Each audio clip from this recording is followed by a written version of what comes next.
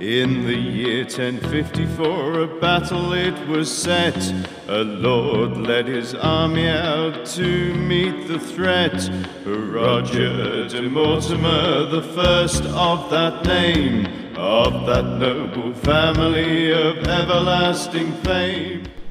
Hello, I'm Jeremy Ashbee. I'm the head properties curator at English Heritage, but this afternoon I'm actually going to be talking about Wales.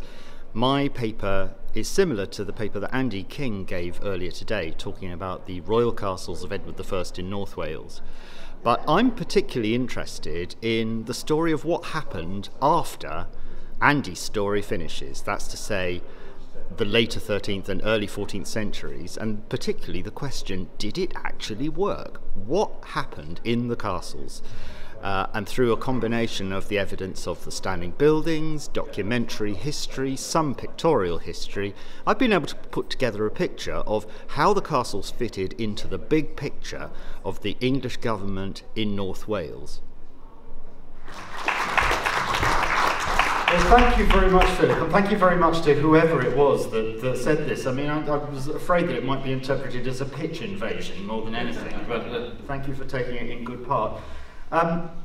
Yes, I work for English Heritage, so I probably do need to explain very briefly what the heck I'm doing over in North Wales, because my writ does not run, unlike Edward I, does not run that far. It's a long story, but actually to appear on this particular platform with these speakers, there are a lot of synergies, because the short version is that through research that I was doing in the early 2000s, on the back end of my doctorate, where I was particularly interested in the architecture of royalty, the architecture of spaces that kings and queens live in and how they work, I got to go over to have a look at these castles in North Wales. And the short version is that I came to the attention of the much missed former chief inspector at Cadw, Richard Avent, who drafted me into the guidebook programme. And as we've already seen from Chris's illustrations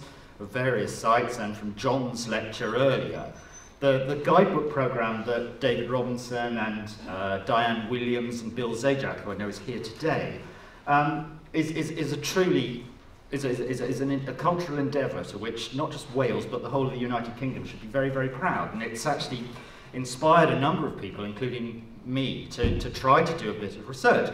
And the specific piece of research that this one comes out of actually responds to the first two papers that we had, because in the short is looking at these wonderful castles, which are quite well preserved. I was trying very hard to imagine the people that were formerly walking those hallowed halls and to think what they were doing in them. And that's essentially what we got to looking at this subject that I'm going to talk about this afternoon. And hopefully photographs like the one that I've put up will show the architecture of the castles and town walls still broadcasts unmistakably the English will to safeguard their position as masters in Wales and dominate their new subjects, if necessary, using military force. That this was Edward I's overriding intention seems to me to be beyond dispute and not worth arguing about. But even outside the field of architecture, historians do have some interest in the English regime in North Wales, because we can almost see it as the formation of a state under laboratory conditions. And that's to say, it happened very fast, and as Andy has already shown us, at very considerable expense.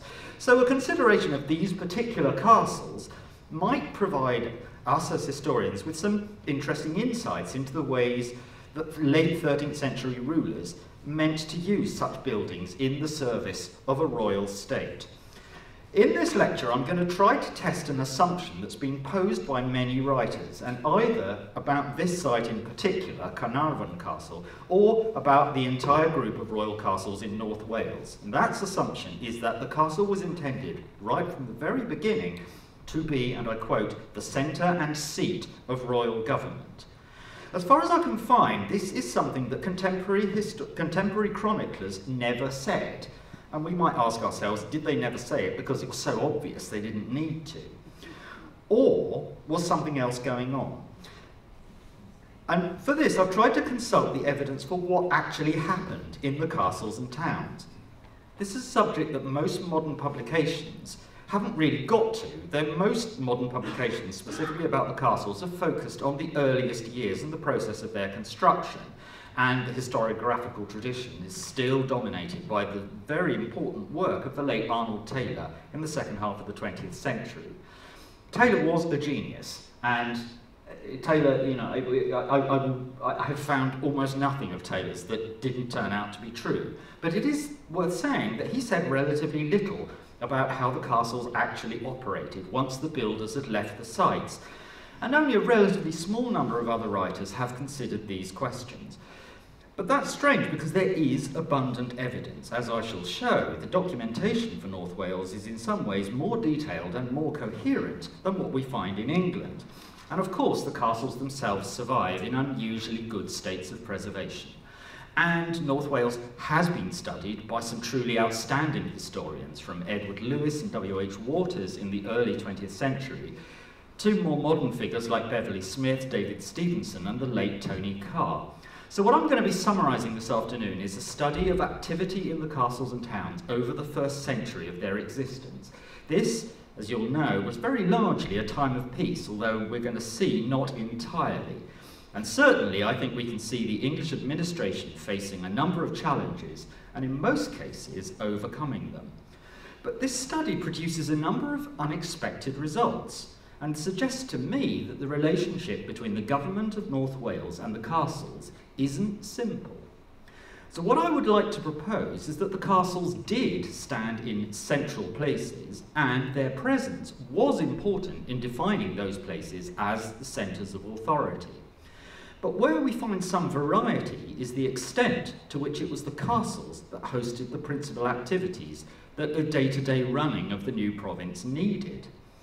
Unexpectedly, and I have to say now, a bit disappointingly, the largest of the castles, Caernarfon, Beaumaris and Conwy, turn out to have been less intensively used than I had expected. The castles sometimes appear as marginal or even irrelevant. And paradoxically, it's some of the smaller ones, especially Harlech Castle shown here, that in practice turned out to be more important and more successful.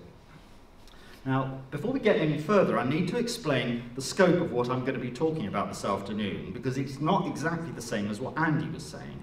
I am interpreting the two words North Wales strictly as Edward I and his successors would have understood them. And I know in this company I don't need to labour the point that the political map of Wales, both before and after Edward's conquest of 1283, was very different to the modern map, and for one reason above all. A large area of the land was already in the hands of other people, especially the Marcher lords, and I'm very grateful to Philip for providing the perfect illustration of this in the map from Welsh Marcher Lordships Volume 1. Only the areas shown in purple in the map were the parts that Edward I held from 1283 onwards, and this land fell into two areas termed North Wales, which is what I've ringed here, and South Wales.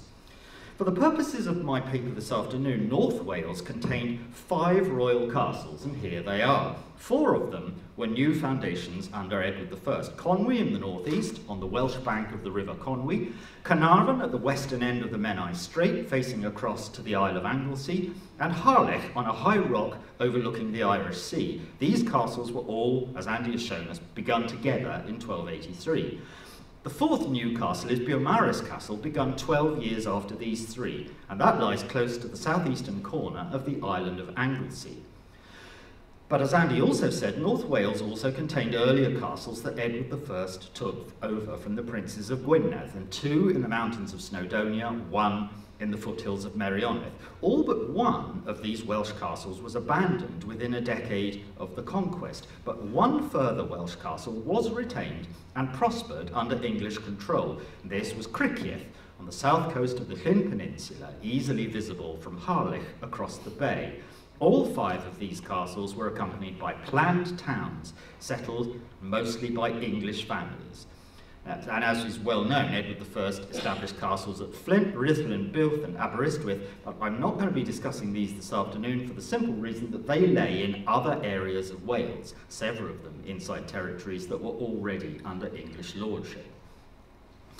So the map here shows something essential to the new government which the English brought in. The smaller units of pre-existing Welsh local government actually didn't change at the conquest. These earlier units, such as the Cantref and the Commode, and the use of Welsh officials, was largely retained under the English. The most significant innovations of the conquest came at the larger scale. Under the Statute of Rhuddlan in 1284, or the Statute of Wales, North Wales was divided into 3 new counties or shires: Merionethshire at the south, the very large county of Caernarfonshire across the north of the mainland, running from the River Conwy on its eastern side to the Llyn Peninsula on the west, and third, the Isle of Anglesey, becoming a county on its own. Now, famously, the shire system had existed in England for centuries, and on that model, each of these new counties in North Wales had a sheriff in charge.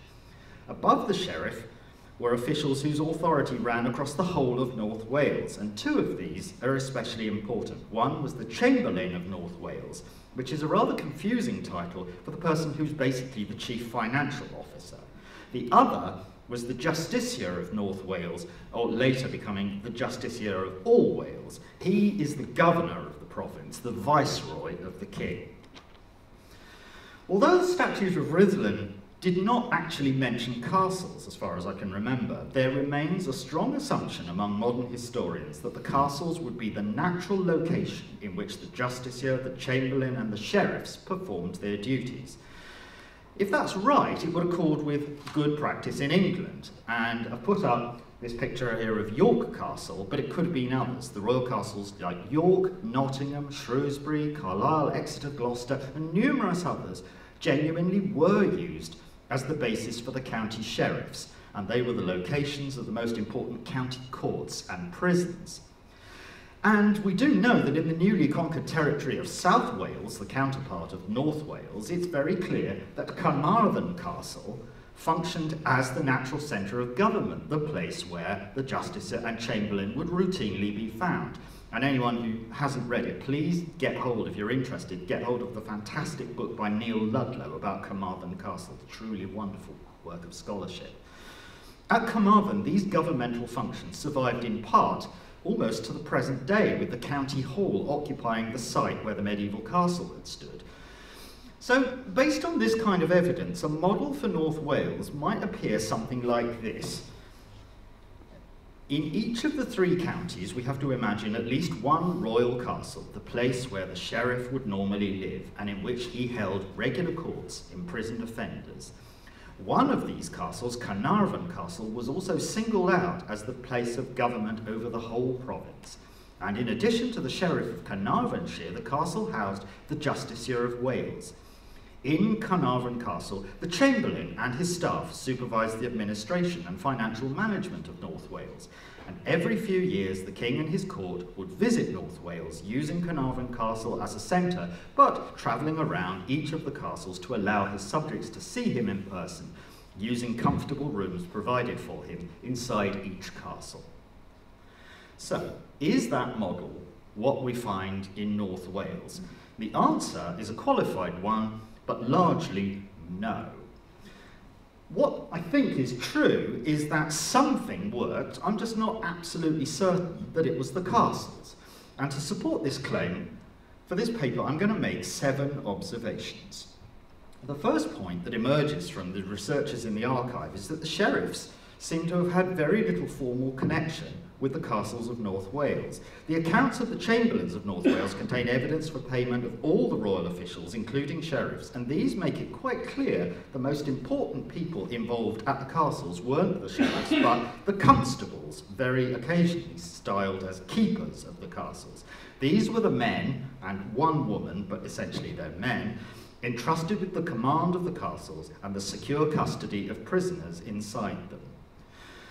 It would be logical for the sheriff of the county also to be the constable of one of the castles in his territory, and that's something that we very often see in England, for example, where a sheriff might be tasked at the head of his list of things to do with keeping the king's castle. But in North Wales, this almost never happened.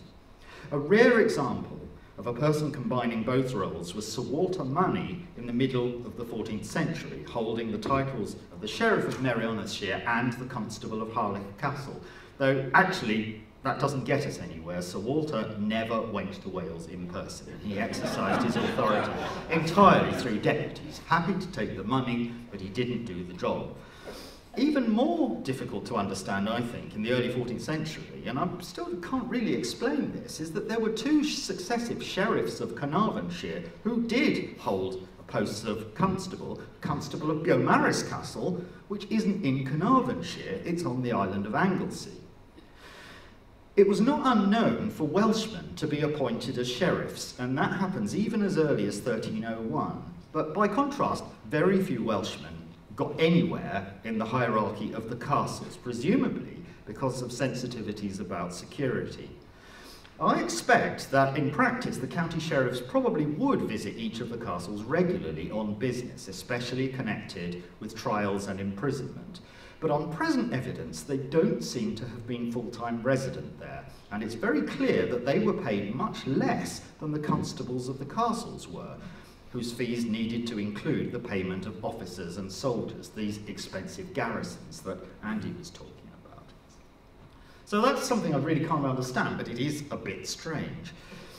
The second observation, and this also comes from Andy's paper this morning, is that you must have noticed that in an important part of North Wales, castles played no part in the original plan. This is the island of Anglesey, the breadbasket of North Wales.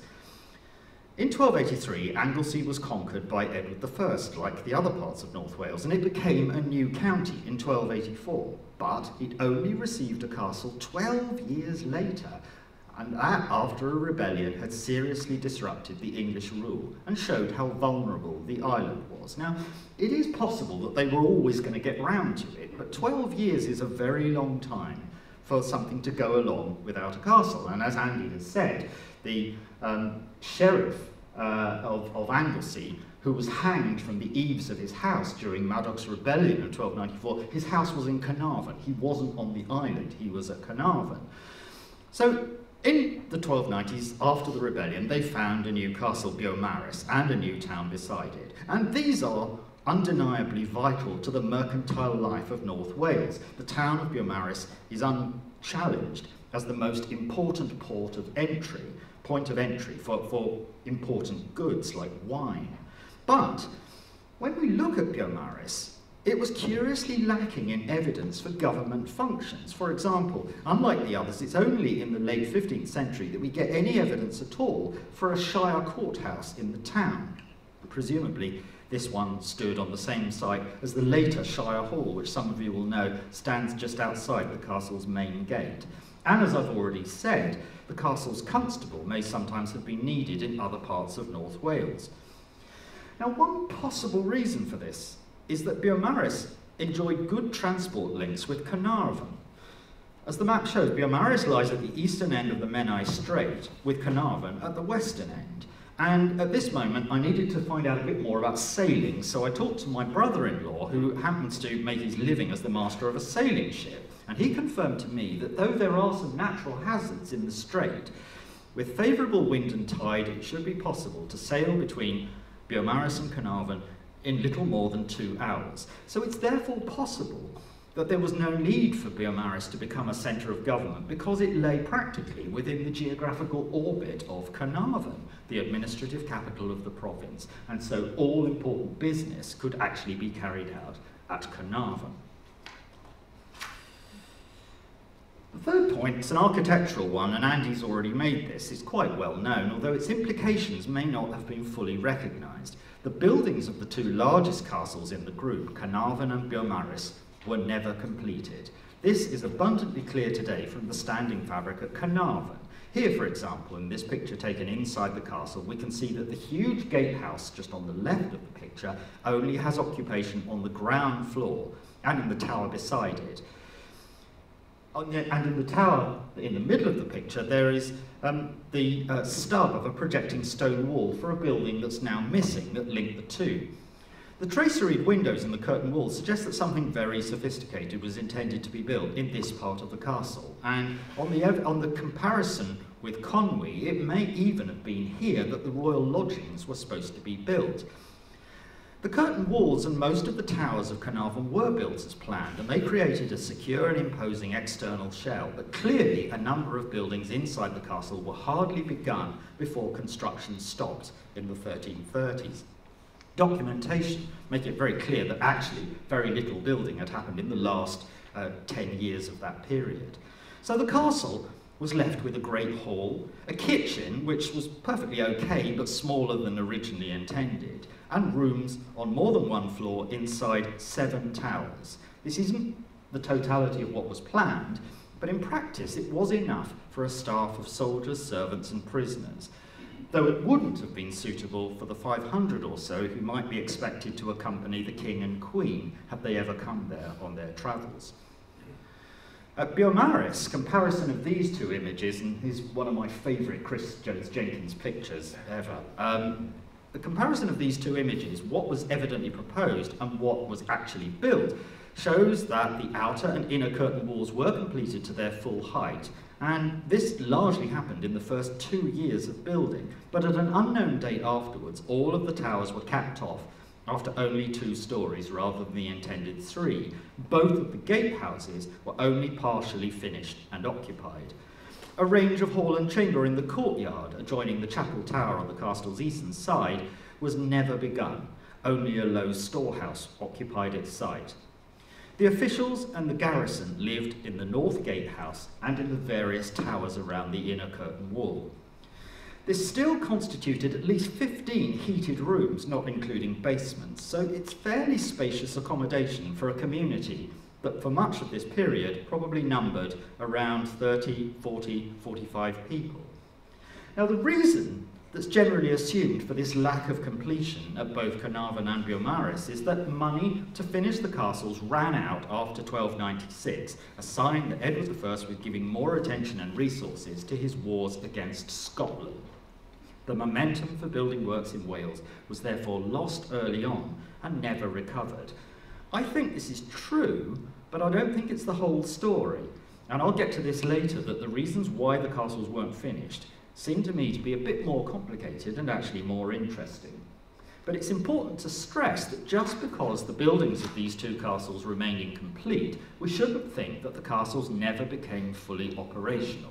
Clearly, they did function, and arguably, they functioned quite adequately.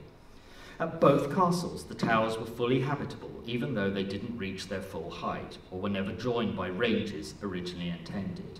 And at the other 3 castles in the group, Conwy, Harlech and Criccieth, the accommodation was finished exactly as planned. The 4th point has also often been mentioned, if little discussed.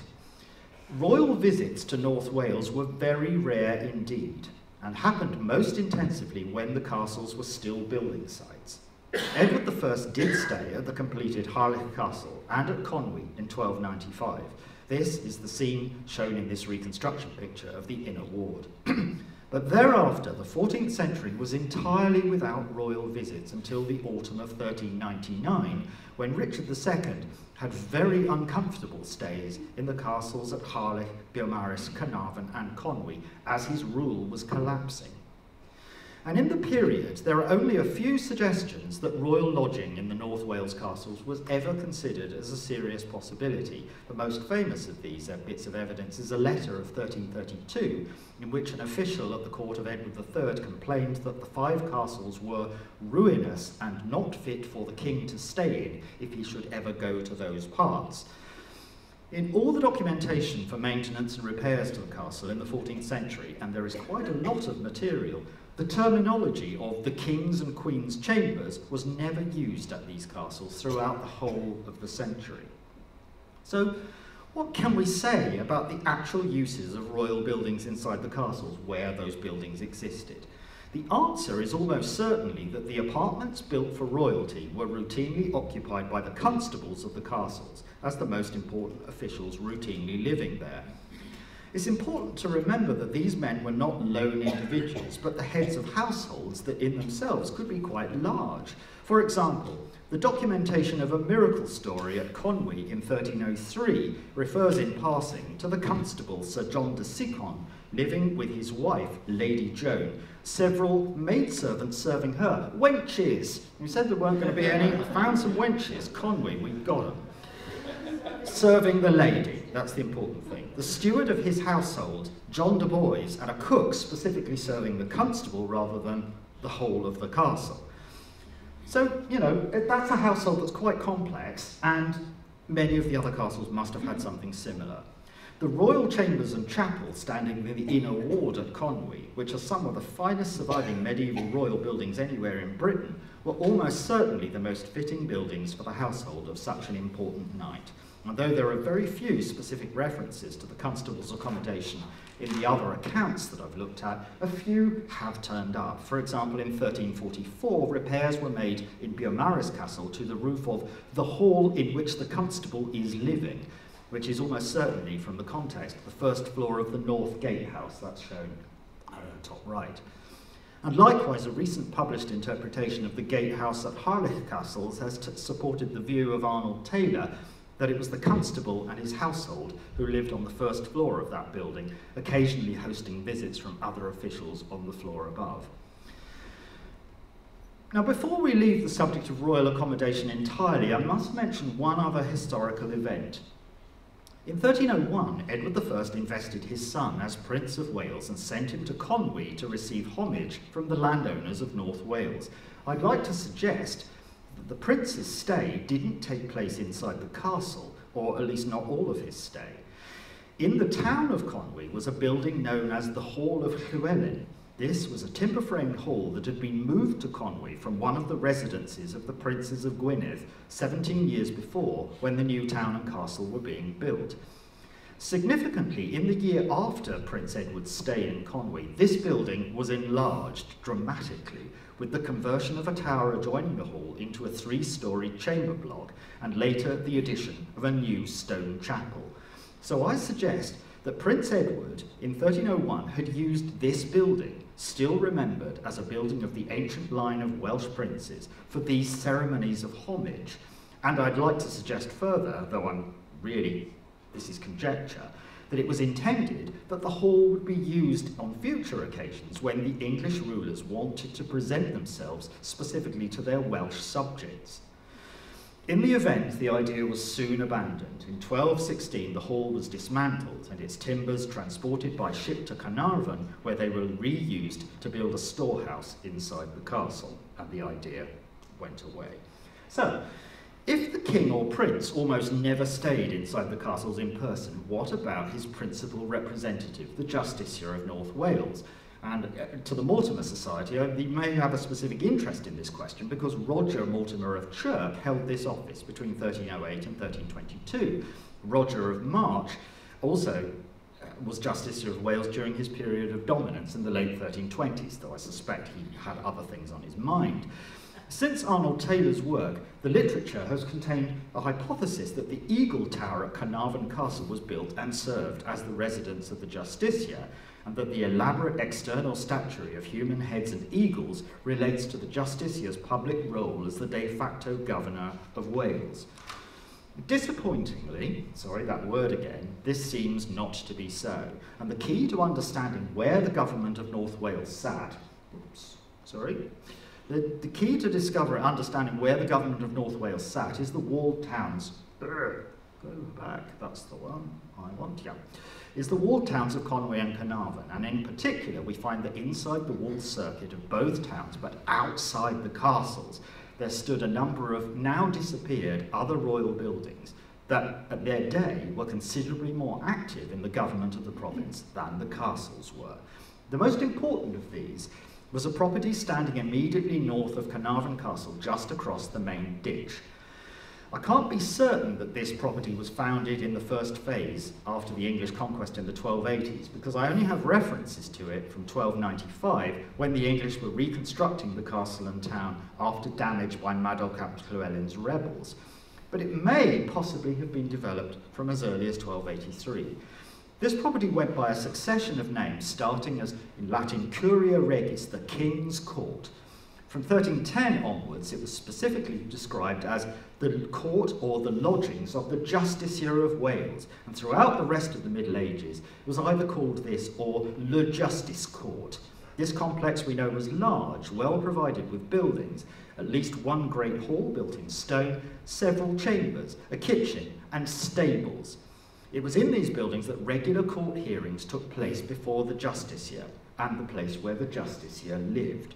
Though nothing of these medieval buildings survives, the central county court for Caernarfonshire actually remained on this very site throughout the Middle Ages and long after. The present building, you can see in the photograph, dates to 1863, but in fact, the courts only moved off this site to a purpose-built modern building in 2009, so it's truly impressive as a piece of continuity.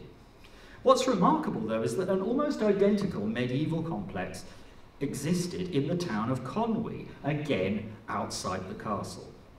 The origins of these buildings, called King's Court or King's House, is as obscure as that of the King's Court at Caernarfon, but probably these buildings replaced a temporary palace in timber that is documented and was known to have been created in 1283 inside the precinct of the Cistercian Abbey of Aberconwy, which has now been turned, as many will know, into the town's parish church, right in the centre of the town. Unfortunately, we don't know absolutely where these buildings stood, but documents do give some hints. They place the complex near to the castle, and more tellingly, they say it's next to the cemetery around the church, so we can be certain that it lay within the southern part of the town. Once again, as at Caernarfon, the principal building was a hall, roofed in shingles this time, together with several chambers, a kitchen, a bakehouse, stables, all of them enclosed by a stone wall, and we know that the property had its own garden. Just as at Caernarfon, from about 1310, it's confirmed that this complex was assigned to the justiciar as his lodgings when he was staying in Conwy, and it remained given to this use for the rest of the 14th century. The very fact that this complex at Conwy existed at all is interesting to me, because no other evidence I've seen suggests that Conwy was regarded as special or different to the other walled towns. Might it even have been regarded as a deputy capital of North Wales? Or alternatively, more practically, being on the eastern border of North Wales, the River Conwy, maybe it was felt to be so remote from Caernarfon that a separate complex of buildings would be needed there. The towns of Caernarfon and Conwy also both contained a second government building outside the castle, and this time in both towns they were located around gates of the town walls. In both towns, the gatehouses provided a base for the Chamberlain of North Wales. The Chamberlain, as I've said, is the principal financial administrator who presided over a large staff of clerks and who supervised the main exchequer of North Wales, which was most of the time based in Caernarfon.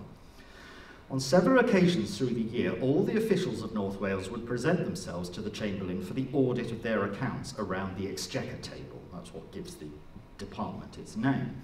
And once this was done, the Chamberlain would travel to Westminster to present the collated accounts for North Wales at the main Royal Exchequer in Westminster. The gatehouse of the East Gate in the town wall at Caernarfon is identified as the site of the Welsh Exchequer from the mid-1290s onwards, and almost certainly was the permanent residence of the Chamberlain himself. This, being the main land gate, was a highly prominent location. Unfortunately, the gatehouse itself has been drastically altered between the 18th and 20th centuries, and not much medieval fabric still survives in it. But there's a lot of documentation, which makes it very clear that as well as the gate itself, there were several other buildings adjoining it, including a stable and a storehouse. The main task of the Chamberlain's staff was to hold these periodic audits around the exchequer table, but they are described doing lots of other things too, including supervising the movement of prisoners, correspondence with sheriffs and other officials, missions to sort out local disputes around North Wales. And there's no doubt that in terms of the day-to-day running of North Wales, this building, rather than Caernarfon Castle, was the seat of what we would now call the Welsh Civil Service. It was here that several hair-raising disputes between justiciars and chamberlains of North Wales would have been played out over the course of the 14th century. And once again, we know that the Chamberlain and Exchequer had an outstation in the town of Conwy, and unlike at Caernarfon, this has left some very substantial remains. A key building was this twin-towered gatehouse in the town wall, the Mill Gate. In 1286, when it was newly built, the royal clerks of the wardrobe used both the first floor of the gatehouse and a long rectangular building adjacent to it, standing against the town wall. Though this building has long gone, this stretch of the wall contains a line of 12 latrines corbelled out in the manner of box matriculations, and clearly the building housed a large number of people. By 1307, it specified that the first 4 rooms inside the gatehouse now served as the lodging of the chamberlain, and the long building with the latrines used by the clerks of the Exchequer. Unfortunately, the Exchequer building is listed among structures that were destroyed in the early 15th century by Welsh partisans supporting Owain Glyndŵr, and no further mention is made of it after that. So I've talked about various things that the castles didn't do. And now I need to turn a bit more positively to what the castles actually did, and as I've said, sometimes they did it effectively. Principal among these is that they were places of security, manned by soldiers under the command of the constables. The sizes of garrisons fluctuated over time. The initial intention in Edward I's reign was that each should have staffs of 30 or 40 men, and it seems that the numbers sometimes decreased, though not steadily and not always by much, so that in 1404, at the time of Owain Glyndŵr's rebellion, the garrison of Caernarfon stood at 28 fighting men, which is close to Edward I's specification, though inadequate to resist a large besieging army. In 1485, 24 soldiers was listed as the usual size for the garrison at Caernarfon, Conwy, Beaumaris and Harlech. Now, as Andy always hinted right at the very end of his paper, it didn't always work. For example, in 1312, we have a tantalising reference to central government needing to recover control of Conwy after disobedient people had set themselves up as keepers of the castle. And I'm wondering if that was a reflection of political insecurity in England during the Piers Gaveston affair. In 1401, according to Adam of Usk, Welsh partisans of Owain infiltrated the same castle at Conwy with the assistance of a carpenter who unexpectedly attacked and killed the 2 watchmen on duty. Though the normal role for the castle soldiers was to secure the castles themselves, on rare occasions we find the soldiers deployed to fight elsewhere in North Wales. A rather lovely one I found is in 1322, soldiers of Caernarfon attacked a merchant ship anchored off the coast of Anglesey using weaponry taken from the castle. Likewise, the stocks of weapons inside the castles shouldn't be assumed to have been negligible. The castles were initially well armed, and we see occasional purchases of new weapons and armour during the 14th century, even if the weapons that they held in store did tend to decay and become redundant for lack of regular use. Most of the items listed are body armour, lances and crossbows, but heavier siege engines, including small trebuchets and springles, mounted crossbows, do appear regularly. I haven't yet found any evidence for substantial use of gunpowder weapons in the 14th century, but the armouries are, fairly reasonable, for certainly at some periods during my study period. But of all the functions of the castles, the most enduring function is imprisonment, and the documents contain references to prisoners in all of the castles throughout this period. These are both local people accused of small crimes, confined in the county jail, if you like, and state prisoners sent from further afield. Some of the latter might be held for as much as 10 years on a subsistence diet of 3 pence per day. For example, a Scottish knight held prisoner in Criccieth Castle, 3 men from the Isle of Man in Beaumaris. Later on, a party of heretics arrested in one of the Oxford colleges, also imprisoned in Beaumaris. For cases like this, it must be the remoteness of North Wales from lowland England that provided most of the reason why these castles were used for their imprisonment. But imprisonment of local offenders was probably a constant background noise in all of the castles, and it seems most likely that as well as people arrested by the justiciar, sheriffs and constables, anyone who was found guilty of a felony in one of the town courts would in practice have been imprisoned inside the castle there rather than a lock-up anywhere else in the town. We certainly don't seem to have evidence for that. It's worth noting that several of the castles do appear in 14th century Welsh strict metre poetry, specifically as prisons. Doubtless, this reflected the most direct point of contact between the native Welsh population and these castles. By the 16th century, all other functions of the castles had pretty much fallen away, but each of the castles was still used to hold felons and debtors. So, to begin to draw some conclusions from my very rapid overview, I believe that it is possible to see the creation of workable systems of administration in North Wales, but the surprising thing is that not all of them depended on castles. The castles were large enough that they could theoretically have housed the crown and the court and discharged most or all of the central functions of government.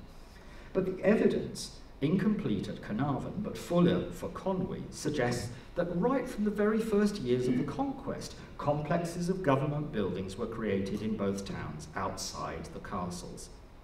These buildings were not architecturally dominant, as this picture of Caernarfon shows.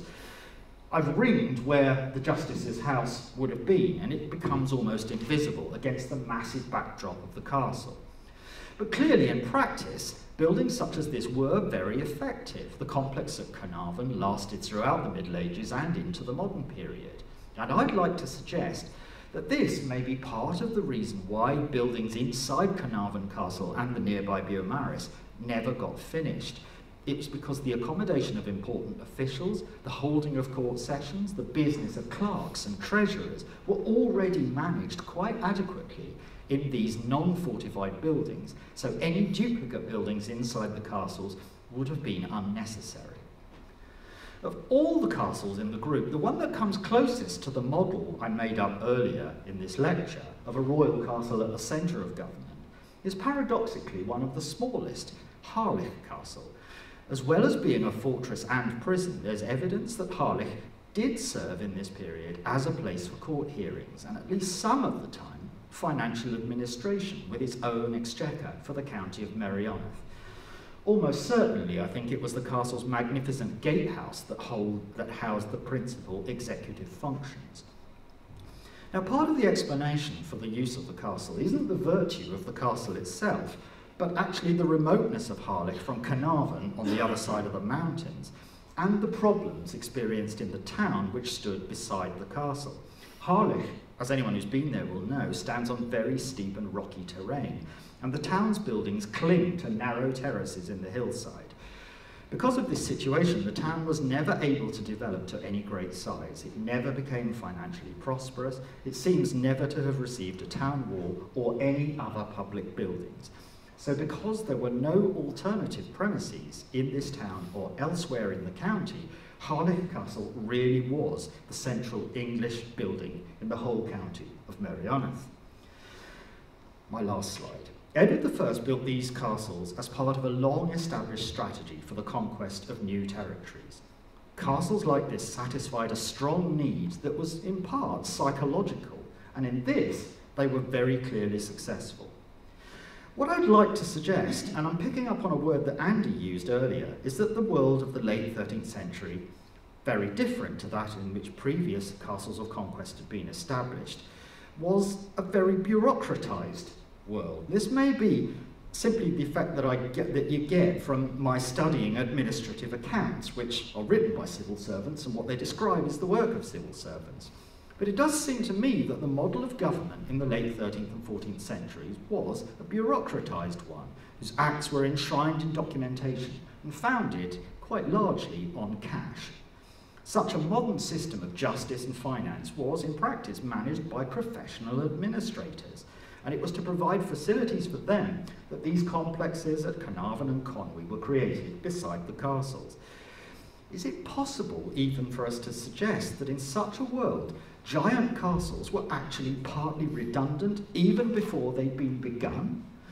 It's undeniably sad to think that the many halls and chambers of Conwy Castle weren't intensively used by the administrators of this new province, but this is the clear conclusion of my study, both in the absence of evidence for use of the castles and in positive evidence for the use of other places. Perhaps it was in the architectural projection of authority that the castles turned out to be the most effective. And this, I think, might explain the story's postscript in the 1400s, the very end of my study period of peacetime. And in 1400s, a Welsh gentleman, Owain Glyndŵr, established his independent Principate of Wales. He captured several of the castles, including Aberystwyth, Beaumaris and Harlech, putting them to his own use. Harlech, especially, provided the perfect stage on which Owain could show himself as a mighty prince. He and his family lived inside it. He summoned a parliament to take place there. This, I think, must be taken as an endorsement of the castles at the turn of the 15th century, primarily as places of strength, also undeniably as places whose symbolism had lost none of its potency, and just occasionally as places of a practical usefulness as well. Thank you very much.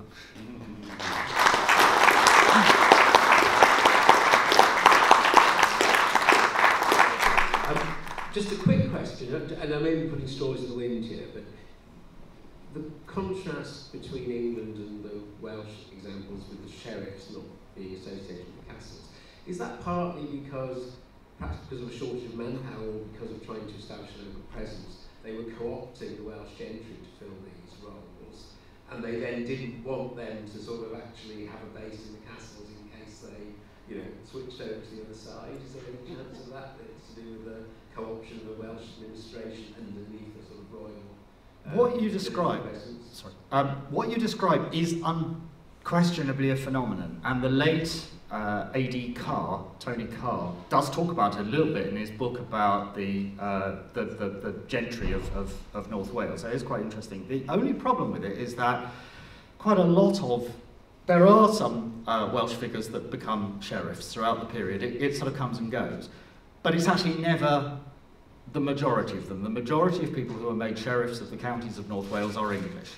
So that can't quite explain anything. I suppose it just about might be possible that the presence of some Welsh sheriffs, and in Caernarfonshire there is a Welsh sheriff, I think 1301 is that one, but that sets in, perhaps that sort of helps to cement a model fairly early on in which sheriffs and constables are likely to be different people rather than the same person. But it does seem to me to be a little odd that they didn't do something that actually seemed to be working quite well in England. Your answer, I think, is about as good as I can get, because it still confuses me why they didn't do something that seems to me to be both efficient and probably saving money. But no, they didn't do it.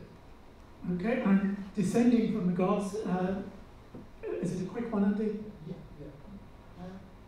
I just wondered whether you got a sense of there being permanent garrisons maintained in these places, or any garrisons being put into them in cases of emergency, because keeping permanent garrisons would have been incredibly expensive. Yeah, it's hard to say. I mean, as you know, but I'll just sort of say to others, what Edward I sets out at the very beginning is that people will be permanently in garrison. And he writes, his first appointments of 1284 of constables, and they say, you will appoint 30 fencible men at 2 of the castles and 40 at 2 of the big ones. And they shall be permanently in garrison, it says. Now, in practice, that almost certainly is not so. The truth is, I just can't know, because we only get figures of garrisons by flashes of lightning. The Chamberlains do not give that every year. It's actually exceptional for them to say it.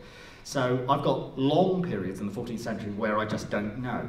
In the 15th century, during Owain Glyndŵr's time, we do know, and you can tell why, because it's a crisis on, they've got to say. And just as some people may know, the very frightening early years of 1403, 1404, when the young Henry of Monmouth was being told by his dad, get on with it, sort this out.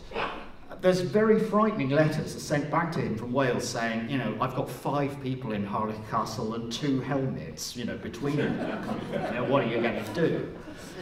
So he comes over and he brings a lot more soldiers, and then he goes back to England, and what do you know? The Welsh come back, and next year, we've still only got 5 people and 2 helmets. So there are tricky moments, but I think what I wanted to say is that actually such evidence as I've got suggests a slightly more optimistic picture than some of what I've read in the print, which suggests that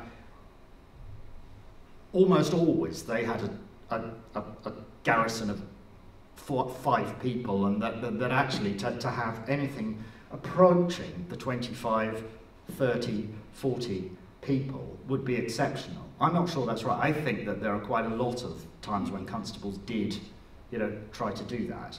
And, as I say, I mean, I'd quite like to finding that one evidence of the soldiers of Caernarfon throwing their weight around actually outside the castle. I'd quite like to look for a bit more evidence of that, because I think that might be quite interesting, of some of these people actually, performing police actions, as it were, around the province, which wouldn't surprise me if there's more of that. But it's very much on the same theme. You conveyed the impression to me that there's less to these great Edwardian castles, literally, than meets the eye. yes.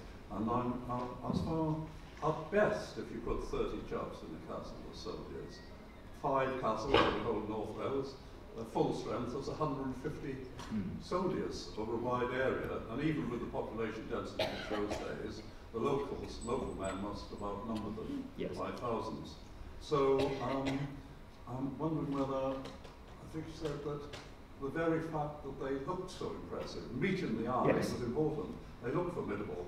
You've got your civilian officials, and these castles were like men's imperials, almost. The castles more than the men in them, behind them, saying, well, if you mess with the Justicia, you have the weight of the castle to deal with. Yeah, there was not an English army of occupation sitting across the whole of North Wales. For centuries, that couldn't be done. No.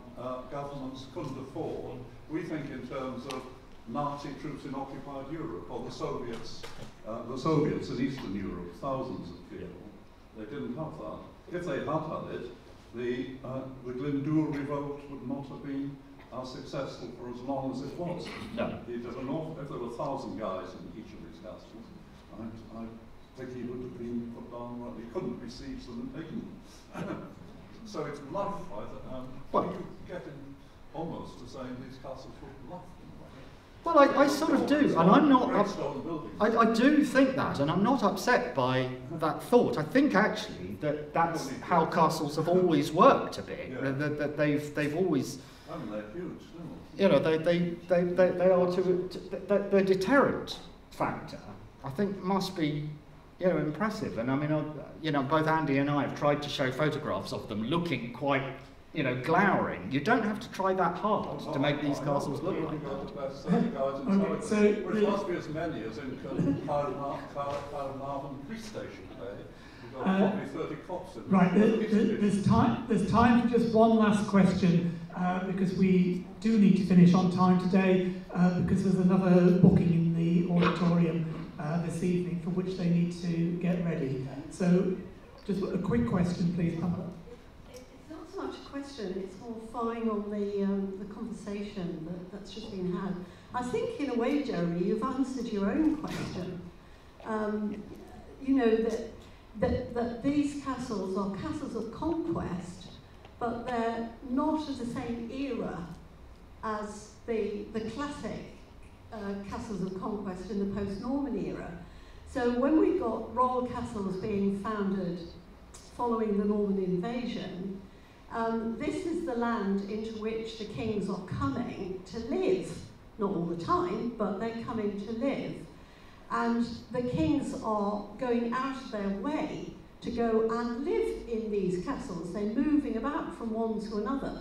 They're holding crown wearings initially at different places to make the point. And maybe this is what they clearly thought they were going to do, because they wouldn't. There's clear evidence that they were going to build pretty smart accommodation, but they just never bothered to finish it. And I think you've answered your own question, that it's a much more bureaucratic era, and not wishing to insult the Welsh people, because, Wales is a very beautiful country, but I think they're just saying to themselves, I don't want to go and live there. I don't even want to go and stay there. I've put my officials in, and they'll do the job for me, and they're working perfectly efficiently out of civil service offices. Is that part part of the answer. And the castles, as the last discussion conceded, the castles are the statement in themselves. They're doing a job, not necessarily exactly the same job as in an earlier era. Thank you, Pamela. That is exactly what I was hoping, sort of some like thing. I know I'm flying a kite, and maybe it's too extreme, although actually I do believe it, to say that Edward I built castles because when you conquer a territory, you build castles. But actually they hadn't really thought what that pans out into. And, perhaps one sort of final thing, to say is, I think the deterrent fact of them is quite impressive. That I know Andy was saying that their military record, has holes in it, and it does. That's undeniably true. But the 14th century, rebellions broke out in other places that didn't really there for a very long time. So I think it's, it's in itself, that's quite an achievement. And at that point, I would like to leave. Yeah, right. Those of you who are not members of the Mortimer History Society, well, after today, why not? And of course, you're most welcome to join the society. You can join online. Only £15 a year, good value.